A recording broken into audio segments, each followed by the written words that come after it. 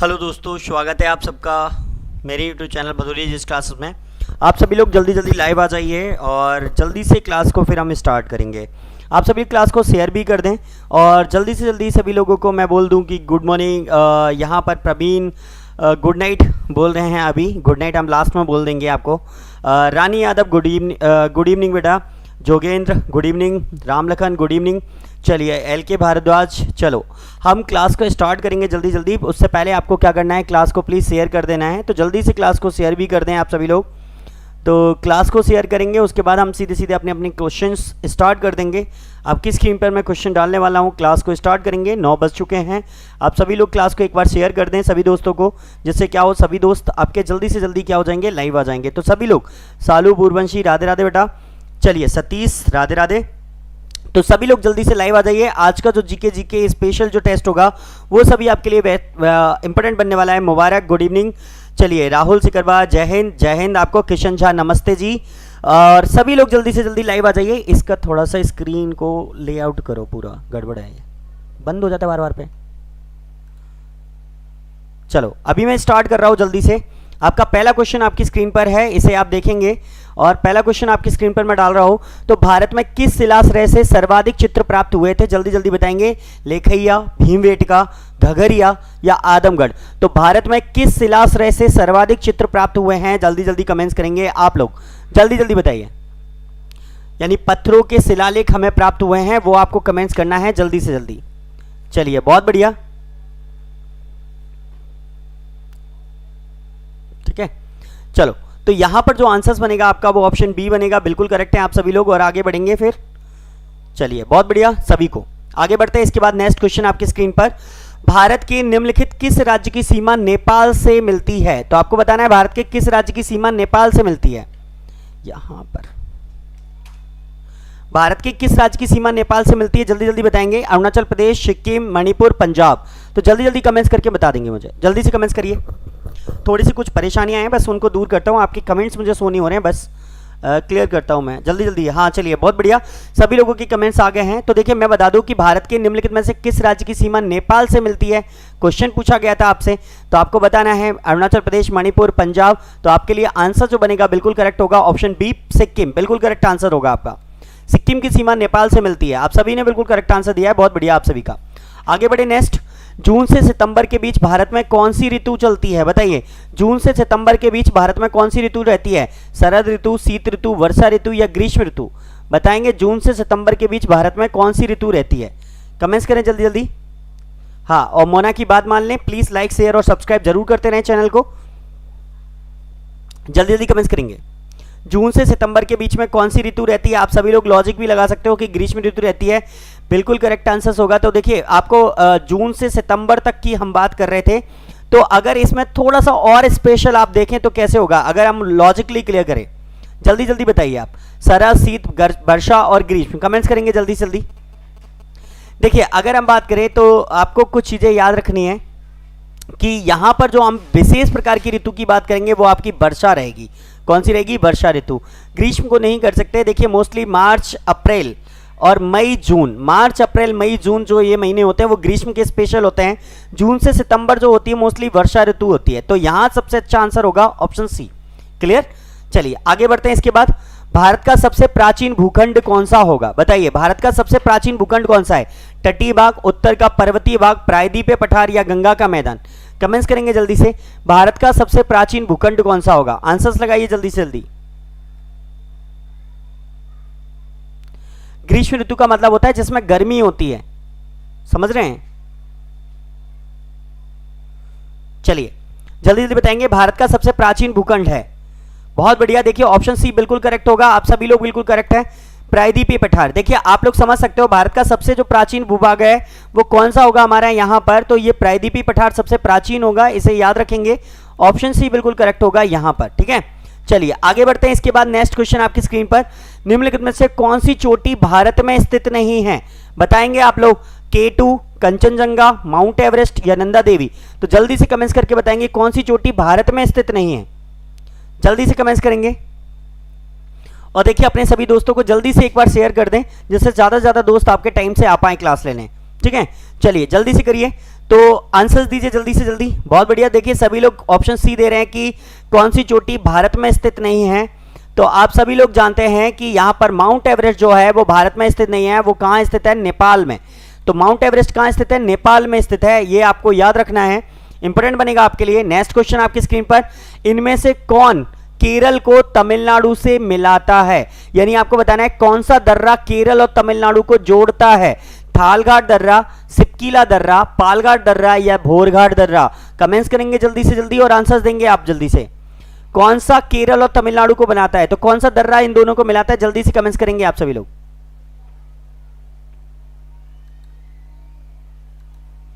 चलिए जल्दी से कमेंट्स करेंगे। Very good Mona. देखिए इसका आंसर जो बनेगा ऑप्शन सी बिल्कुल करेक्ट होगा, पालघाट दर्रा। पालघाट दर्रा आपका बिल्कुल करेक्ट होगा, जो केरल को तमिलनाडु से जोड़ता है। बिल्कुल करेक्ट आंसर होगा यहां पर पालघाट दर्रा, ये याद रखेंगे आप सभी लोग, पालघाट बिल्कुल करेक्ट आंसर होगा यहां पर। इसके बाद नेक्स्ट क्वेश्चन, भारत के अक्षांशीय विस्तार में लगभग कितने डिग्री का अंतर है। भारत के अक्षांशीय विस्तार में लगभग कितने डिग्री का अंतर है, बताएंगे आप। 20 डिग्री का, 30 डिग्री का, 35 डिग्री का या 40 डिग्री का। जल्दी जल्दी कमेंट्स करेंगे। भारत के अक्षांशीय विस्तार में लगभग कितने डिग्री का अंतर है, कमेंट्स करें जल्दी से, जल्दी जल्दी कमेंट्स करेंगे। लगभग में बताना है। आप लोग जानते हैं 8 डिग्री 4 मिनट से 38 डिग्री 6 मिनट के बीच में होता है, तो 8 और 38 के बीच में या 37 के बीच में कितने का अंतर है लगभग में, तो जल्दी से क्लियर करेंगे। देखिए आप लोगों को मैं बता दूं, ये 30 मिनट का अंतर होगा। कितने मिनट का अंतर होगा, 30 डिग्री का अंतर होगा।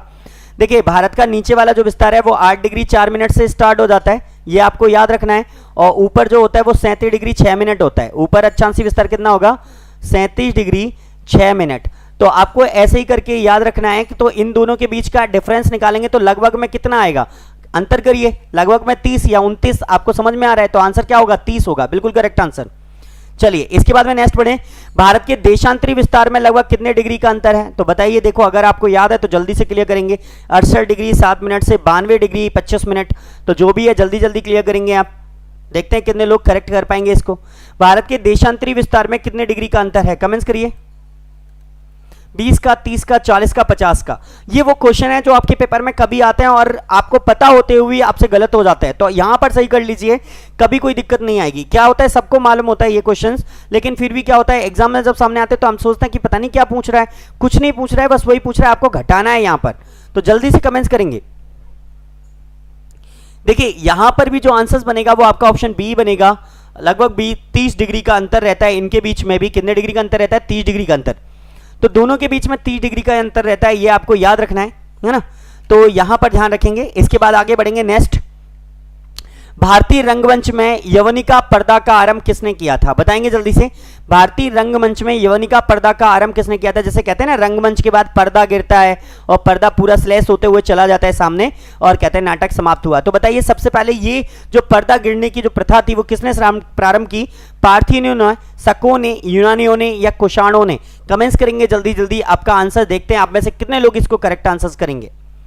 देखिए अभी कुछ टफ क्वेश्चंस हैं, बीच में कुछ नॉर्मल क्वेश्चंस भी आएंगे, तो आप पेशेंस रखिए और बहुत बढ़िया तरीके से क्वेश्चन दीजिए, क्योंकि आपको ये बहुत ज्यादा इंपॉर्टेंट बनने वाले हैं ये क्वेश्चंस।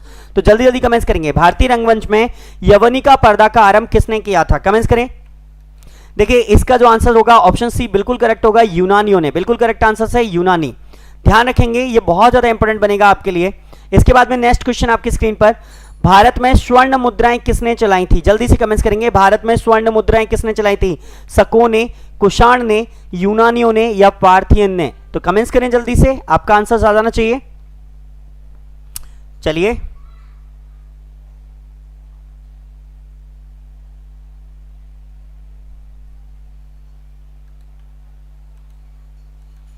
चलिए जल्दी से कमेंट्स करेंगे आप सभी लोग। देखिए इसका आंसर जो बनेगा ऑप्शन सी बिल्कुल करेक्ट होगा, यूनानियों ने। भारत, अगर हम बात करें सबसे ज्यादा स्वर्ण मुद्रा चलाने वाले कौन थे, यूनानी थे सबसे पहले। अगर यहां पर कुछ क्वेश्चंस बनते हैं, आपको इन सब चीजों को थोड़ा सा समझना है। और हाँ, ऑप्शन सी ठीक है, यूनानियों ने बिल्कुल करेक्ट होगा। तो भारत में स्वर्ण मुद्राएं किसने चलाई थी सबसे पहले, ये नहीं कह रहे सर्वाधिक किसने चलाई थी, स्वर्ण मुद्राएं सबसे पहले किसने चलाई थी, यूनानियों ने। चलिए आगे बढ़े। मैग्नस के अनुसार भारतीय समाज कितने भागों में बटा था, बताइए। मैग्नस जो आया था, जो चंद्रगुप्त मौर्य के दरबार में आया था मैग्नस, है ना। और आपको याद है तो इसके अनुसार भारतीय समाज कितने भागों में विभक्त था, बताना है आपको, 12, 10, 4 या 7। तो कमेंट्स करेंगे जल्दी जल्दी आप अपना आंसर्स। मैग्नस के अनुसार भारतीय समाज कितने भागों में विभक्त था। देखिए इसका जो आंसर बनेगा वो बिल्कुल करेक्ट आंसर डी होगा, ऑप्शन डी। आप में से बहुत सारे लोगों ने सी ऑप्शन चुना था जो कि गलत है, याद रखेंगे ऑप्शन डी यहां पर बिल्कुल करेक्ट होगा, 7। मैग्नस ने भारतीय समाज को 7 भागों में बांटा था, इतना आपको याद रखना है। क्लियर। इसके बाद में नेक्स्ट क्वेश्चन आपकी स्क्रीन पर, भारतीयों के लिए सिल्क मार्ग किसने आरंभ किया, बताइए। अशोक ने, फायान ने, कनिष्क ने या हर्ष ने। बहुत ज्यादा एग्जाम्स में क्वेश्चन आता है ये आपके में, तो ध्यान रखेंगे। भारतीयों के लिए सिल्क मार्ग किसने आरंभ किया था, बताइए। अशोक, फायान, कनिष्क या हर्ष। कमेंट्स करें जल्दी से।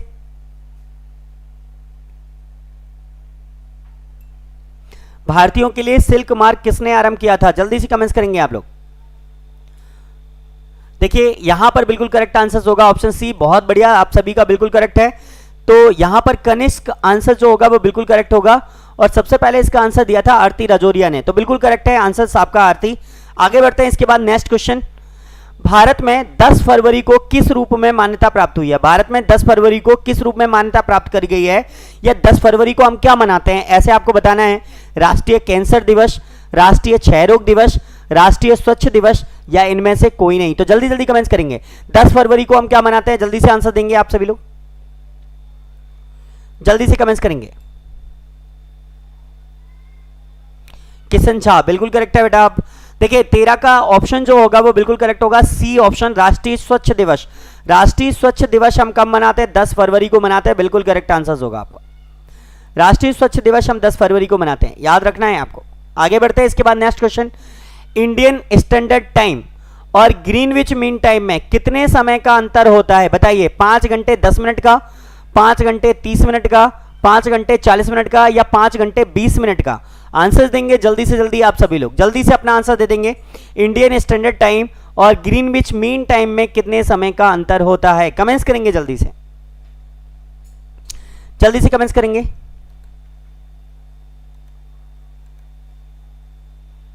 बहुत बढ़िया। देखिए आपको पता है कि भारतीय मानक समय जो ग्रीनविच टाइम से है वो 5.5 घंटे आगे है, तो आपको याद रखना है यहां पर जो आंसर होगा वो 5.5 घंटे ही होगा, बिल्कुल करेक्ट आंसर आपका। ठीक है, 82.5 डिग्री रेखा हमारी जो आती है भारत में, और ग्रीनविच मीन टाइम, इन दोनों के बीच में जो अंतर है वो 5.5 घंटे का है, बिल्कुल करेक्ट है। गिरधारी जय हिंद बेटा। चलिए आगे बढ़ते हैं। इसके बाद नेक्स्ट क्वेश्चन के लिए, भारत के किस राज्य में विश्व का सबसे बड़ा थोरियम का भंडार है, बताएंगे।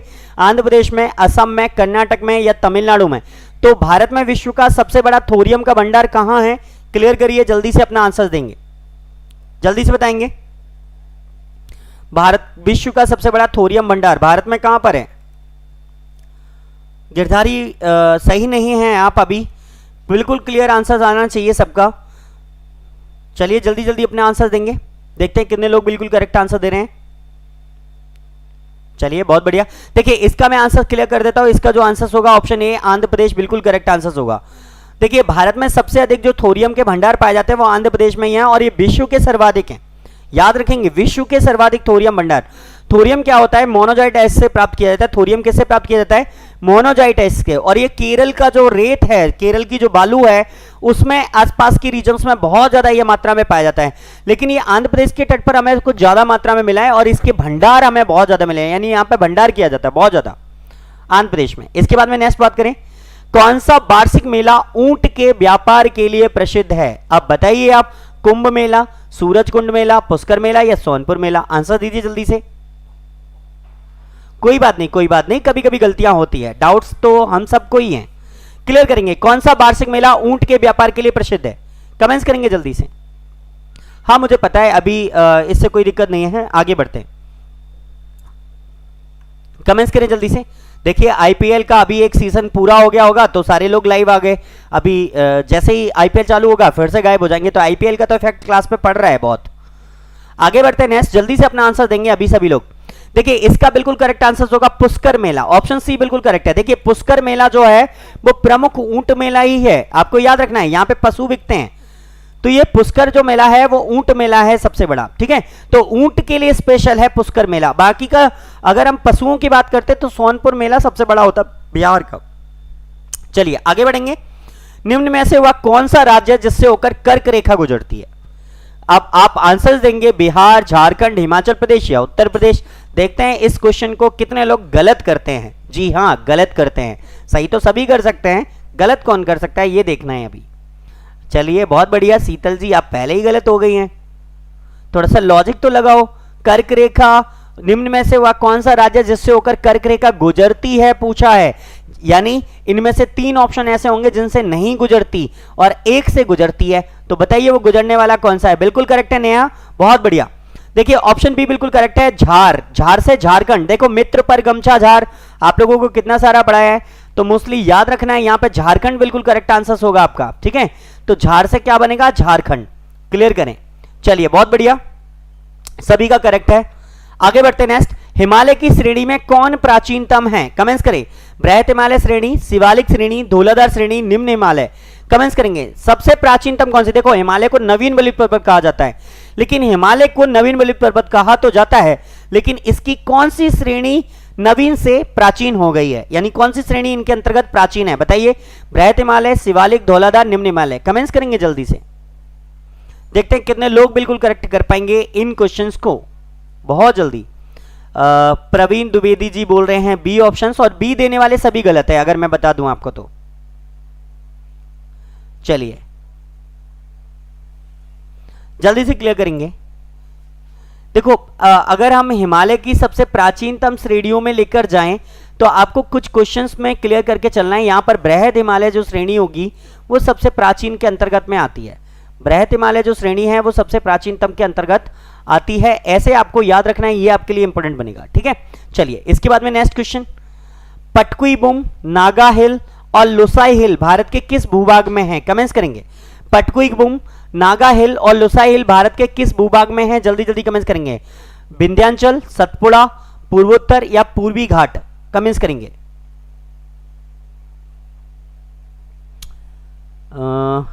जल्दी जल्दी कमेंट्स करें। देखिए बहुत से लोग ए ऑप्शन दे रहे हैं। विंध्याचल का पठार तो मध्य प्रदेश, गुजरात, छत्तीसगढ़ और बिहार तक फैला हुआ है, तो इसको तो हम नहीं करेंगे, लेकिन हम पूर्वोत्तर की बात करेंगे। यहां पर आंसर होगा ऑप्शन सी बिल्कुल करेक्ट।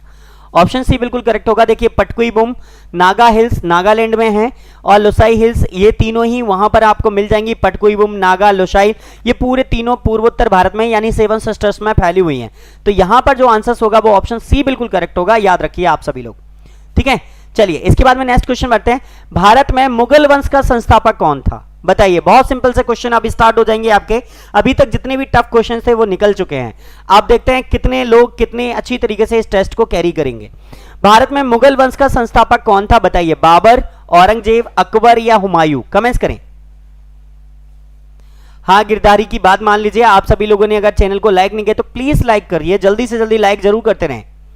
चलिए बताइए भारत में मुगल वंश का संस्थापक कौन था? बाबर, औरंगजेब, अकबर या हुमायूं? कमेंट्स करें। देखिए ये क्वेश्चन तो सबका ही सही होता है मोस्टली। यहां पर आपको पता ही है बाबर ने की थी। मुगल वंश का जो संस्थापक था वो कौन था? बाबर था, आपको याद है, बिल्कुल करेक्ट आंसर होगा। इसके बाद में नेक्स्ट बढ़ते हैं। खानवा और घाघरा का युद्ध किस मुगल शासक ने लड़ा था? बताइए। खानवा और घाघरा का युद्ध किस मुगल शासक ने लड़ा था? अकबर ने, औरंगजेब ने, हुमायूं ने या बाबर ने? देखते हैं कितने लोग करेक्ट आंसर देंगे इसका, जल्दी जल्दी कमेंट्स करेंगे। खानवा और घाघरा का युद्ध किस मुगल शासक ने किया था? बताइए। अकबर, औरंगजेब, हुमायूं या बाबर? बहुत बढ़िया रानी, बिल्कुल करेक्ट आंसर है बाबर। देखिए आपको पता है बाबर ने पहले खाना खाया, फिर पानी पिया, फिर घर गया और फिर मर गया, ऐसे करके उसकी एक ट्रिक है।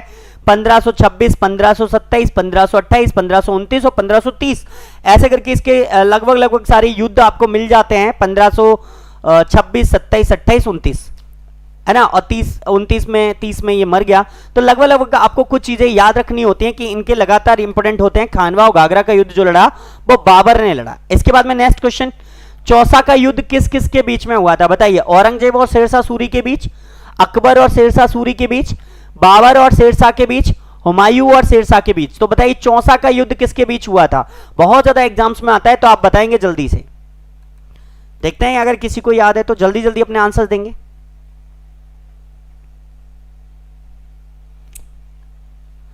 और इसके बाद शेरशाह सूरी ने सूरी वंश की नींव डाली थी। बीच में मुगल बादशाह कुछ समय के लिए रुक गए थे, हुमायूं भाग गया था। तो आपको याद रखना है, मैंने आंसर ही बता दिया आपका, ऑप्शन डी बिल्कुल करेक्ट है। बहुत सारे लोगों ने आंसर दे दिया था, तो मैं बता दूं ये जो युद्ध हुआ था चौसा का, ये शेरशाह हुमायूं और शेरशाह सूरी के बीच में हुआ था। ये आपको याद रखना है, इसमें हुमायूं अपनी जान बचाकर शेरशाह सूरी से भागा था। तो बहुत सारी चीजें आपके लिए इंपॉर्टेंट बनेंगी, तो ये ऑप्शन डी बिल्कुल करेक्ट होगा। ठीक है, आगे बढ़ते हैं। इसके बाद नेक्स्ट, सुलह कुल की नीति किसने अपनाई थी? बताइए, सुलह कुल की नीति किसने अपनाई थी? बाबर ने, हुमायूं ने, शाहजहां ने या अकबर ने?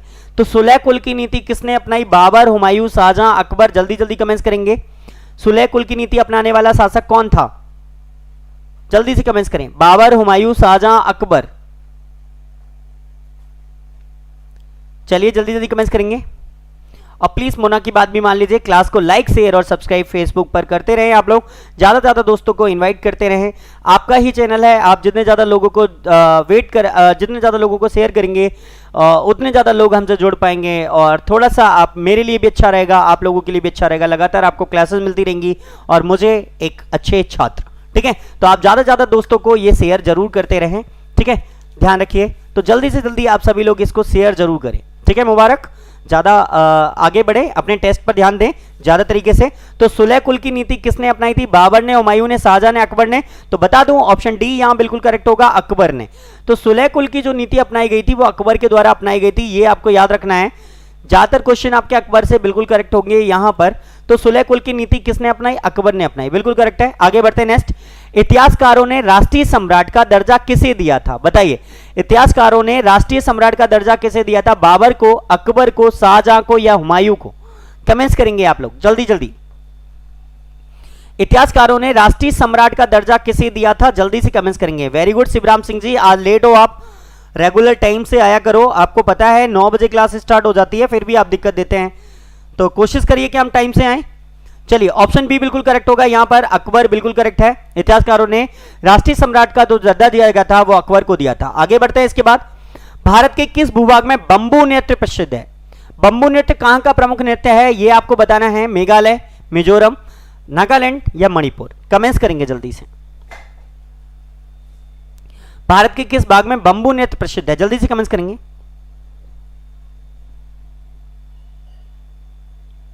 चलिए,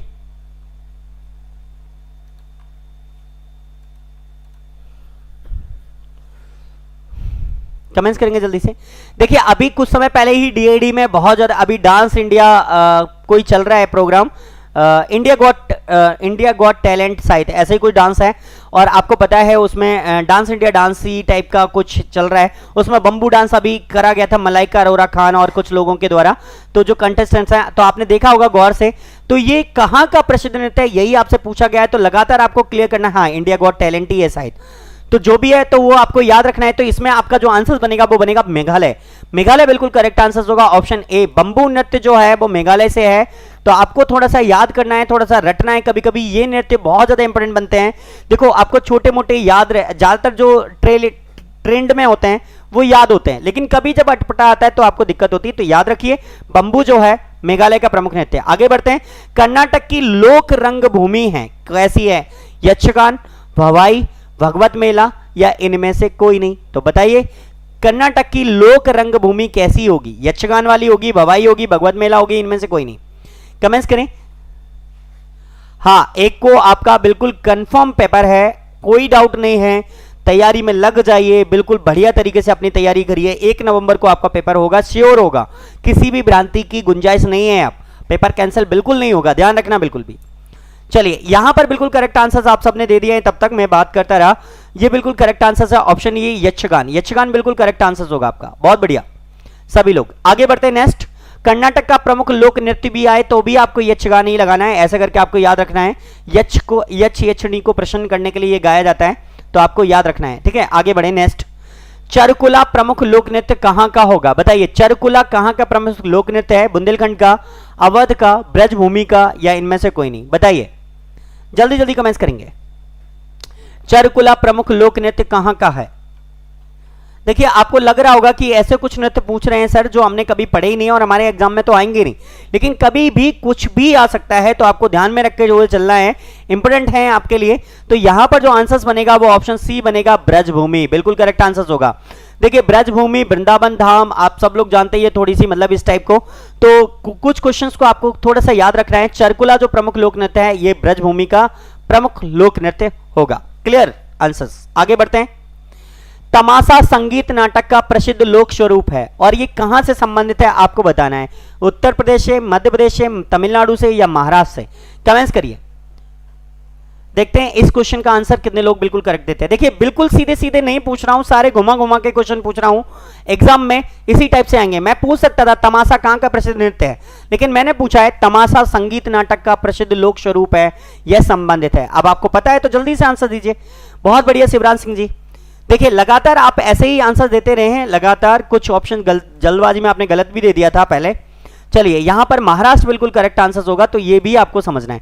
तमाशा जो प्रमुख लोक नृत्य है वो महाराष्ट्र का ही है, ये आपको समझना है। कई बार पूछ चुका हूं इससे पहले सीधे सीधे, आज थोड़ा सा घुमाकर पूछा है, तो आपको याद रखना है ये। इसके बाद नेक्स्ट क्वेश्चन, वर्तमान समय में हिंदुस्तानी संगीत की सर्वाधिक लोकप्रिय गायन शैली कौन सी है। इस समय हमारे हिंदुस्तान में सर्वाधिक लोकप्रिय गायन शैली कौन सी है बताइए। ख्याल गायन, ठुमरी गायन, टप्पा गायन या इनमें से कोई नहीं। तो बताइए जल्दी से जल्दी कमेंट्स करके कि अभी इस समय हमारे भारत की प्रमुख लोक संगीत की लोकप्रिय गायन शैली कौन सी है बताइए। सालू कह रही है ठुमरी है, शर्मा सोनू जी ने बिल्कुल करेक्ट कहा है, शिवांगी राजावत ने बिल्कुल करेक्ट कहा है, ऑप्शन ए बिल्कुल करेक्ट है, बाकी के सभी लोग गलत है अभी तक, है ना। जितने लोगों ने आंसर दिए थे ए ऑप्शन देने वाले सभी सही है, ख्याल गायन। देखिए अभी हम ख्याल गायन ज्यादा गाते हैं और ये हमारे भारत की अभी प्रसिद्ध लोक गायन शैली है ख्याल गायन, याद रखेंगे आप सभी लोग, ठीक है।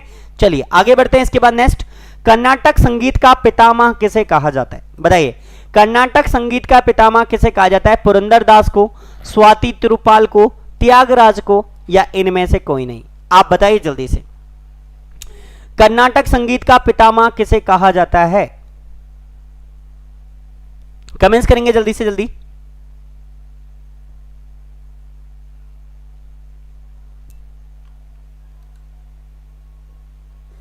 ओके वेरी गुड शिवांगी, बिल्कुल करेक्ट आंसर है। कर्नाटक संगीत का जो पितामह कहा जाता है वो पुरंदर दास को कहा जाता है, बिल्कुल करेक्ट आंसर होगा आपका। तो कर्नाटक संगीत का जो पितामह है वो पुरंदर दास को कहते हैं, बिल्कुल करेक्ट है। आगे बढ़ेंगे इसके बाद नेक्स्ट, और आप सबको ये क्वेश्चन थोड़े नोट भी करते हुए चलना है क्योंकि एग्जाम्स में बहुत ज्यादा इंपॉर्टेंट बनेंगे। आगे बढ़ते हैं नेक्स्ट, अगर आप एनटीपीसी दे रहे हो, एनडीए दे रहे हो, सीडीएस दे रहे हो, आर्मी दे रहे हो, अदर भी एग्जाम दे रहे हो, जेल पुलिस दे रहे हो, सीपीओ दे रहे हो, सबके लिए बहुत ज्यादा इंपॉर्टेंट क्वेश्चन बनेंगे। तो शास्त्रीय संगीत कहां से लिया गया है बताइए जल्दी से जल्दी। यजुर्वेद से, सामवेद से, ऋग्वेद से, अथर्ववेद से।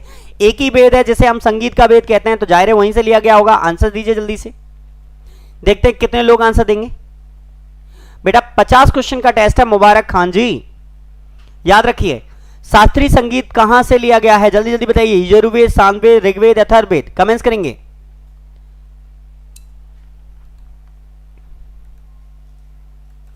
आप लोगों को पता है भारतीय संगीत की जो पुस्तक कही जाती है वो हम किसे कहते हैं, तो आपको याद है सामवेद को होगा आपका। शास्त्रीय संगीत का जो प्रमुख वेद होगा वो किसे कहते हैं, सामवेद। और भारतीय संगीत की प्रथम पुस्तक भी अगर कोई कही जाए तो भी हम सामवेद को कहते हैं, ये आपको याद रखना है, बिल्कुल करेक्ट आंसर होगा यहाँ पर।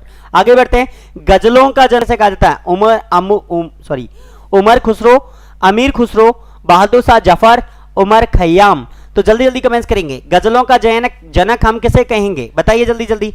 बहुत ज्यादा एग्जाम्स में आता है और सीधे सीधे आप जानते ही हैं इसके बारे में आंसर्स। ध्रुव छावई बिल्कुल करेक्ट है, मोना जैन बिल्कुल करेक्ट है, और देखते हैं कितने लोग बिल्कुल करेक्ट होंगे। प्रवीण भाई सर अच्छे से नहीं चल पा रहा है, क्या नहीं चल पा रहा है प्रवीण, थोड़ा बताइए जल्दी से, कहीं कोई दिक्कत आ रही है क्या, बफरिंग हो रही है। हाँ बफरिंग हो रही है थोड़ी सी, चलो देखते हैं। अभी आप क्लियर करें, थोड़ा सा मैं इसको चेक कर लूंगा एक बार। हाँ थोड़ी सी बफरिंग हो रही है।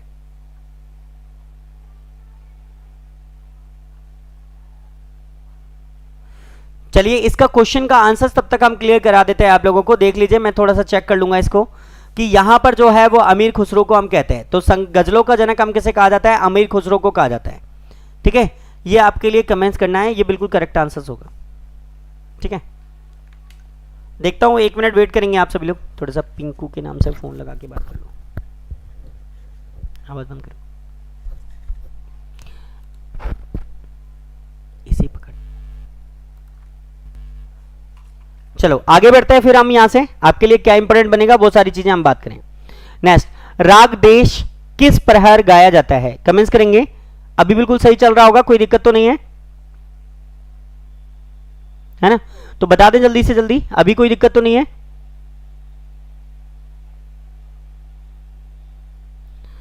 ठीक है, तो बताइए राग देश किस प्रहर गाया जाता है, बता दें जल्दी से। अभी वैसे मेरी समझ से बिल्कुल क्लियर है, कोई दिक्कत तो नहीं है, अभी कोई दिक्कत तो नहीं है आप लोगों को?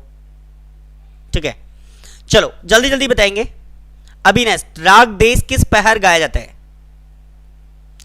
प्रातःकाल में, मध्यकाल में, रात्रि के प्रथम प्रहर में, रात्रि के द्वितीय प्रहर में? कमेंट्स करेंगे जल्दी जल्दी, जल्दी जल्दी कमेंट्स कर दें। देखिए इसका बिल्कुल करेक्ट आंसर होगा ऑप्शन डी, बिल्कुल करेक्ट होगा। चलो कोई प्रॉब्लम नहीं है, तो फिर आगे बढ़ते हैं फिर। ठीक है, तो रात्रि के द्वितीय प्रहर में ये बिल्कुल करेक्ट आंसर होगा यहां पर। ठीक है, तो रात्रि के द्वितीय प्रहर में राग प्रहर गाया जाता है, ये आपको याद रखना है, क्लियर होगा आंसर। इसके बाद में नेक्स्ट पढ़ते हैं, प्रातःकाल में गाया जाने वाला राग कौन सा होता है? बताइए कौन सा राग प्रातःकाल में गाया जाता है? तोड़ी, दरबारी, भोपाली, भीम पलासी? तो जल्दी जल्दी कमेंट्स करेंगे। प्रातःकाल में गाया जाने वाला राग है तोड़ी, दरबारी, भोपाली, भीम पलासी? तो जल्दी जल्दी कमेंट्स करेंगे आप सभी लोग। चलिए कोई बात नहीं, फिर आगे बढ़ते हैं, आप लोग अपना आंसर देंगे। प्रातःकाल में गाया जाने वाला राग कौन सा होगा, जल्दी से कमेंट्स कर दें। ठीक है, चलिए देखिए इसका बिल्कुल करेक्ट आंसर होगा ऑप्शन बी, दरबारी। जो प्रातःकाल में गाया जाता है वो है दरबारी, ये बिल्कुल करेक्ट आंसर होगा आपका ऑप्शन बी। इसके बाद में नेक्स्ट क्वेश्चन आपकी स्क्रीन पर, कबड्डी खेल का जन्मदाता किसे कहा जाता है? बताइए कबड्डी खेल का जन्मदाता किसे कहा जाता है? कमेंट्स करें जल्दी से, कबड्डी खेल का जन्मदाता किसे कहा जाता है?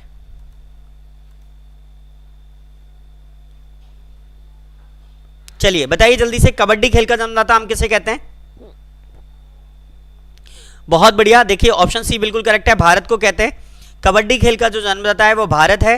इसके बाद में नेक्स्ट क्वेश्चन आपकी स्क्रीन पर, शतरंज खेल का जन्मदाता किसे कहा जाता है? बताइए शतरंज खेल का जन्मदाता भी किसे कहा जाता है? बताइए जल्दी जल्दी, भारत, जापान, चीन, इंग्लैंड? आंसर देंगे आप सभी लोग। शतरंज खेल का जन्मदाता किसे कहा जाता है? कमेंट्स करें।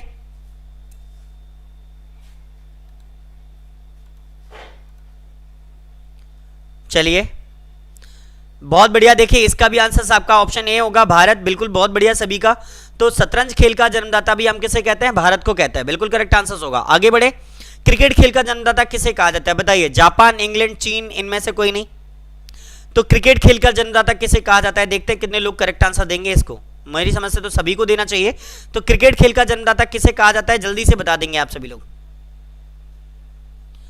क्रिकेट खेल का जन्मदाता किसे कहा जाता है? बताइए जल्दी से। देखिए बिल्कुल करेक्ट आंसर होगा ऑप्शन बी, इंग्लैंड। क्रिकेट खेल का जो जन्मदाता है वो हम किसे कहते हैं? इंग्लैंड को कहते हैं, ये बिल्कुल करेक्ट आंसर होगा ऑप्शन बी। बहुत बढ़िया, आगे बढ़ते हैं। इसके बाद नेक्स्ट, क्रिकेट के आधुनिक संस्करण सुपर मैक्स क्रिकेट की शुरुआत कहां हुई है? क्रिकेट के आधुनिक संस्करण सुपर मैक्स क्रिकेट की शुरुआत कहां हुई है? जैसे हमारे यहाँ आईपीएल होता है, वैसे ही सुपर मैक्स क्रिकेट कहां होता है? जल्दी से बताएंगे। रूस, ऑस्ट्रेलिया, न्यूजीलैंड, भारत? कमेंट्स करेंगे जल्दी जल्दी। क्रिकेट के आधुनिक संस्करण सुपर मैक्स क्रिकेट की शुरुआत कहां हुई है? कमेंट्स करेंगे। बहुत बढ़िया, ये बिल्कुल करेक्ट आंसर है ऑप्शन बी, ऑस्ट्रेलिया, बिल्कुल करेक्ट है बेटा आप सभी का। ठीक है, ऑप्शन बी ऑस्ट्रेलिया बिल्कुल करेक्ट आंसर होगा। इसके बाद में नेक्स्ट क्वेश्चन आपके स्क्रीन पर डाल रहे हैं, वाटर पोलो के एक पक्ष में खिलाड़ियों की संख्या कितनी होती है? जल्दी से कमेंट्स करेंगे। वाटर पोलो में एक पक्ष में खिलाड़ियों की संख्या कितनी होती है? 9, 10, 8, 7? कमेंट्स करेंगे जल्दी से। वाटर पोलो में एक पक्ष में खिलाड़ियों की संख्या कितनी होती है? कमेंट्स करें। 9, 10, 8, 7? चलिए देखिए, वाटर पोलो के एक पक्ष में जो खिलाड़ियों की संख्या होती है वो कितनी होती है, आपको ये बताना था, और आंसर होगा ऑप्शन डी, 7, बिल्कुल करेक्ट। देखिए ये दो तरीके से खेल होता है। एक अगर आता है पोलो, पोलो में होती है 4 और वाटर पोलो में होती है 7। कितनी होती है? 7। तो एक पक्ष में खिलाड़ियों की संख्या 7, दूसरे पक्ष में भी 7, टोटल कितने होते हैं? 14। तो आपको तो एक पक्ष का ही याद रखना है, तो टोटल कितनी होती है? 7 होती है। बिल्कुल करेक्ट आंसर होगा ऑप्शन डी। याद रखें आप, अगर यहीं पर पोलो गेम होता, कौन सा गेम होता? पोलो, तो पोलो में कौन से होते हैं? 4 खिलाड़ी होते हैं, ऐसे आपको याद रखना है, और वाटर पोलो में 7। आगे बढ़ते हैं नेक्स्ट। निम्न में से कौन सिकंदर का समकालीन था? बताइए, निम्न में से कौन सिकंदर का समकालीन था? महापद्म नंद, अजातशत्रु, उदयन या धनानंद? तो जल्दी जल्दी बताएंगे। निम्नलिखित में से कौन सिकंदर का समकालीन था? बताइए जल्दी से। निम्न में से कौन सिकंदर का समकालीन था? कमेंट्स करें जल्दी से। देखिए, जिसको मारकर चंद्रगुप्त मौर्य गद्दी पर बैठा, तो याद रखेंगे चंद्रगुप्त मौर्य ने किसे मारा था? धनानंद को। तो याद रखेंगे घनानंद या धनानंद, जो भी आप लिख सकते हो यहां पर। तो घनानंद इसका बिल्कुल करेक्ट आंसर होगा। सिकंदर का समकालीन कौन था? घनानंद था। याद रखेंगे आप। इसके बाद में नेक्स्ट क्वेश्चन आपकी स्क्रीन पर डाल रहा हूं, वो देखिए। एकता प्रणाली पहली बार लागू की गई थी कहां? कुतुबुद्दीन ऐबक के द्वारा, इल्तुतमिश द्वारा, अकबर द्वारा या बलबन द्वारा? बहुत ज्यादा एग्जाम में पूछा जाने वाला क्वेश्चन है। एकता प्रणाली पहली बार लागू की गई किसके द्वारा? ऐबक द्वारा, इल्तुतमिश द्वारा, अकबर द्वारा या बलबन द्वारा? तो कमेंट्स करेंगे जल्दी से जल्दी, आप सभी लोग जल्दी से कमेंट्स करेंगे। बहुत बढ़िया मुबारक खान जी, बहुत बढ़िया। देखिए, इसका बिल्कुल करेक्ट आंसर होगा ऑप्शन बी, इल्तुतमिश। बिल्कुल करेक्ट आंसर होगा, ठीक है, ध्यान रखेंगे आप। ऑप्शन बी बिल्कुल करेक्ट है। एकता प्रणाली शुरू करने वाले जो व्यक्ति थे वो आपके कौन थे? इल्तुतमिश थे। आगे बढ़ते हैं इसके बाद नेक्स्ट क्वेश्चंस के लिए, वो देखिए। अशोक ने किस बौद्ध संत से प्रभावित होकर बौद्ध धर्म अपनाया? अब बताइए, किससे प्रभावित हो गया था अशोक? उपगुप्त से, विष्णुगुप्त से, वेदरथ से या ब्रह्मगुप्त से? बहुत ज्यादा क्वेश्चन आता है, तो आपको याद रखना है अशोक के गुरु कौन थे। अगर ये भी आ जाए तो भी आपको याद रखना है जिनसे प्रभावित होकर उसने क्या किया? बौद्ध धर्म अपना लिया था। तो याद करें और जल्दी से आंसर्स बताएंगे।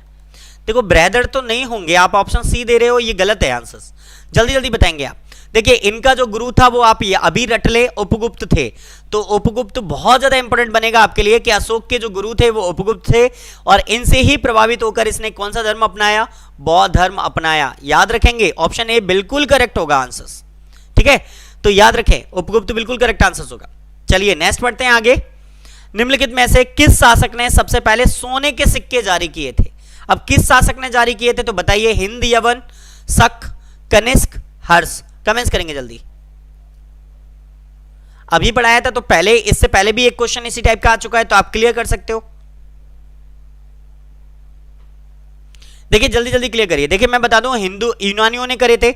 हिंद एवन से मतलब हिंदू यूनानी हो जाएगा, यानी हिंदू यूनानी। जैसे आपको पता ही है, सेल्यूकस निकेटर जब आया था तो कार्नेलिया और ये, तो हम हिंद यूनानी बोलते हैं कि ये यूनानी थे। कौन थे? यूनानी। तो हिंदुस्तान और यूनानियों के जो कॉम्बिनेशन से बने थे, उन्होंने ये सबसे पहले सोने के सिक्के जारी किए थे, तो हम यूनानी बोल सकते हैं। आपके लिए कमेंट्स करना है, ये आंसर्स बनेगा। बिल्कुल करेक्ट। आगे बढ़ेंगे नेक्स्ट। कनिष्क ने किस वर्ष शक संवत की शुरुआत की थी? बताइए, किस वर्ष शक संवत की शुरुआत हुई थी? 72 ईस्वी में, 75 में, 78 में, 105 में?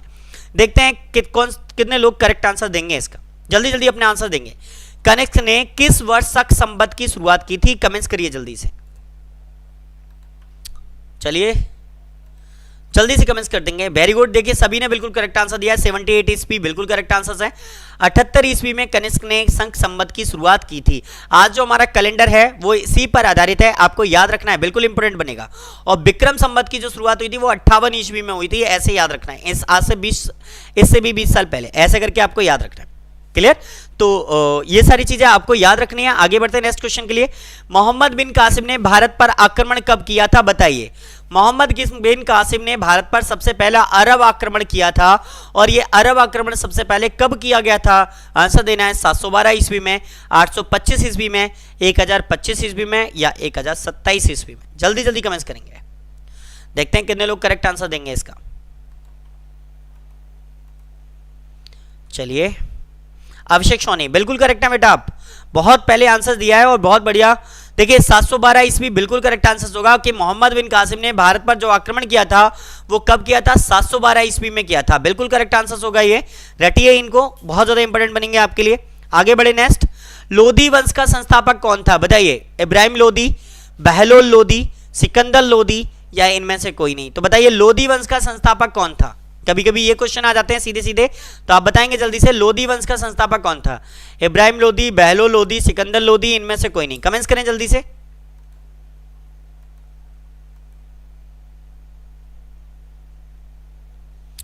चलिए बहुत बढ़िया, बहलोल लोदी बिल्कुल करेक्ट आंसर होगा ये, बहुत बढ़िया सभी का। देखिए याद रखना है आपको, ये बहलोल लोदी ने सबसे पहले क्या किया था? लोदी वंश का संस्थापक थे। आगे बढ़े नेक्स्ट, मौर्य वंश के बाद किस शासक के वंश का उदय हुआ था? तो मौर्य वंश के बाद कौन सा वंश आया ये आपको बताना है। कर्ण वंश, शुंग वंश, शक वंश, सातवाहन वंश। कमेंट्स करें जल्दी से। मौर्य वंश के बाद कौन सा वंश आया? कर्ण, शुंग, शक या सातवाहन? कमेंट्स करें जल्दी से।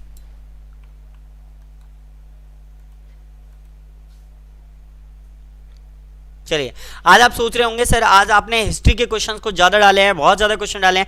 मैंने इसलिए डाला है जिससे आपका ये रिवीजन हो जाए, क्योंकि बहुत से लोगों की धारणा है कि हिस्ट्री नहीं आ रही है, लेकिन अभी बहुत सारे पेपर जो हुए हैं बीच में उनमें कुछ हिस्ट्री का परसेंटेज ज्यादा आया है। यूपीएससी का पेपर भी हुआ, अदर भी हुए, तो उनमें इस वजह से मैंने थोड़ा सा रिवाइज बेस पर ये डाल दिया है, जिससे आप लोगों को जो रेगुलर क्वेश्चन जो आते हैं वो आपको रट जाए। तो याद रखें इसको, यहां पर जो आंसर बनेगा ऑप्शन बी बनेगा, तो ये बिल्कुल करेक्ट आंसर होगा, शुंग वंश। आप में से बहुत सारे लोगों ने करेक्ट आंसर भी दिया था। तो बता दें कि मौर्य वंश के बाद जिस वंश का उदय हुआ था वो था शुंग वंश, है ना, और जिसकी शुरुआत जो की गई थी, जिसकी स्थापना की गई थी पुष्यमित्र शुंग के द्वारा की गई थी। पुष्यमित्र शुंग ने शुंग वंश की नींव डाली थी, याद रखेंगे। आगे बढ़े इसके बाद नेक्स्ट, प्रसिद्ध फारसी पर्व नौरोज उत्सव या नवरोज उत्सव जो है किसने प्रारंभ किया था? तो बताइए प्रसिद्ध फारसी नौरोज उत्सव का प्रारंभ किसने किया था? बलबन ने, अलाउद्दीन खिलजी ने, फिरोज शाह तुगलक ने या मोहम्मद तुगलक ने? कमेंट्स करेंगे जल्दी से, अपना आंसर देंगे, बताइए जल्दी से। बैटरी लो हो गया तो जल्दी से कमेंट्स करेंगे। तो प्रसिद्ध फारसी पर्व नौरोज किसने प्रारंभ किया था? जल्दी से कमेंट्स करें, जल्दी से कमेंट्स करें। बहुत बढ़िया। देखिए नौरोज उत्सव किसने प्रारंभ किया था ये आपको क्लियर करना है, और इसका आंसर होगा ऑप्शन ए, बलबन। बलबन जो था इसने सबसे पहले फारसी का नौरोज उत्सव चलाया, और ये आपको याद रखना है। देखिए कभी कभी एग्जाम में आता है नवरोज उत्सव किस भाषा, कौन सी किस साहित्य से या किस देश से संबंधित रखता था? तो फारस से था, फारसी में मनाया जाता था ये पर्व नौरोज, और उसका प्रारंभ कराने वाला सबसे पहला शासक जो बना इतिहासकार वो बलबन था, ये आपको याद रखना है। इसके बाद में नेक्स्ट क्वेश्चन, खानवा का युद्ध में बाबर ने किसको हराया या किससे के साथ लड़ा था? अगर आपको याद होगा अभी थोड़ी देर पहले का तो आप लगा पाएंगे, नहीं तो गलत हो जाएगा। तो बताइए खानवा के युद्ध में बाबर ने किसके साथ युद्ध लड़ा? महमूद लोदी के साथ, मेदिनी राय के साथ, राणा सांगा के साथ या इब्राहिम लोदी के साथ? तो बताइए जल्दी जल्दी, खानवा का युद्ध बाबर ने किसके साथ लड़ा था?